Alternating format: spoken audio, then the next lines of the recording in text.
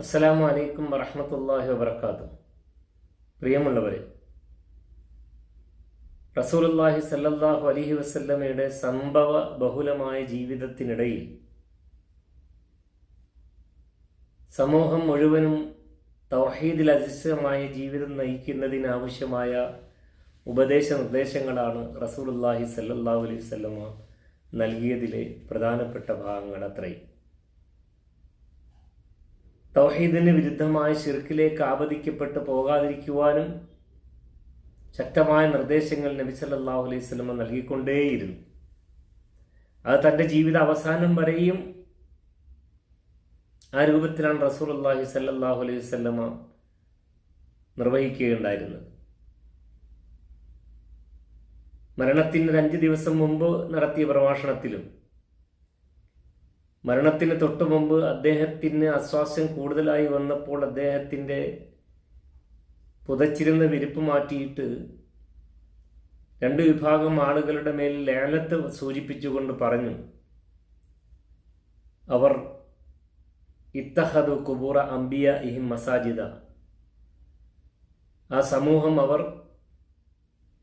അവരിൽ ജീവിച്ച് മരിച്ചുപോയ അമ്പിയാക്കന്മാരുടെയും സത്പ്രവർത്തകരായ ആളുകളുടെയൊക്കെ കബറിടങ്ങളെ പള്ളികളാക്കി മാറ്റിയവരാണ് എന്നാണ്. ഖബറിനരികിൽ പള്ളി ഉണ്ടാവുകയും ഖബറിനെ തന്നെ പള്ളിയുടെ സാഹചര്യമാക്കി മാറ്റുകയൊക്കെ ചെയ്യുന്ന സന്ദർഭവും സാഹചര്യവും ഇപ്പോഴും നമ്മുടെയൊക്കെ നാട്ടിലും നമ്മുടെയൊക്കെ സമൂഹത്തിലും നിലനിൽക്കുകയാണ്. ഈ അവസരത്തിലാണ് റസൂലുള്ളാഹി സ്വല്ലല്ലാഹു അലൈഹി വസല്ലമ 1400 വർഷങ്ങൾക്ക് മുമ്പ് തന്നെ പ്രഖ്യാപിച്ച കാര്യങ്ങൾ നമ്മൾക്ക് വീണ്ടും വീണ്ടും പറയേണ്ടി വരുന്നത്. സഹോദരന്മാരെ, നമുക്കറിയാം, മരണപ്പെട്ടവരുടെ ഖബർ സന്ദർശിക്കുകയും അവർക്ക് വേണ്ടി പ്രാർത്ഥിക്കുകയും ചെയ്യുക എന്നത് നമ്മുടെ ബാധ്യതയും നമ്മൾക്ക് തന്നെയും മരണചിന്തയും ഉണ്ടാക്കിയെടുക്കുന്ന കാര്യവുമാണ്.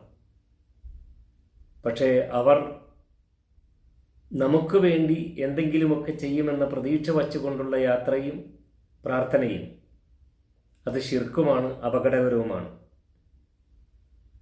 റബ്ബ് സുബ്ഹാൻ പ്രവാചകനിലൂടെ നമ്മളെ പഠിപ്പിച്ച പാഠഭാഗങ്ങൾ ഉൾക്കൊണ്ടുകൊണ്ട് ശുദ്ധമായ തൗഹീദിൽ അടിയുറച്ചും ശിർക്കിൽ നിന്ന് വളരെ അകന്നു നിന്നും ജീവിച്ച് മുന്നേറുവാനും ആ മാർഗത്തിലായിരിക്കെ മരണപ്പെടുവാനും നമുക്ക് സാധിക്കേണ്ടതുണ്ട്.